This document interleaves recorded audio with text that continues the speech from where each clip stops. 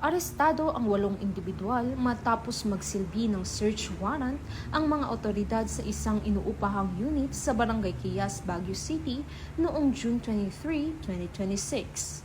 Sa operasyon, nakumpiska ang mga hinihinalang marijuana at shabu na may kabuuang tinatayang timbang na 4.2 grams at standard drug price na nagkakahalaga ng 96,800 pesos.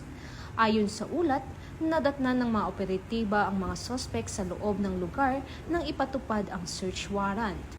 Isa sa kanila ang nagtamo ng sugat matapos umanong tumalon mula sa bintana, ngunit agad namang naisugod sa ospital upang mabigyan ng kaukulang medikal na atensyon. Bukod sa mga hinihinalang iligal na droga, nakarecover din ang mga otoridad ng iba't ibang kagamitan at iba pang ebidensyang pinaniniwalaang may kaugnay sa kaso.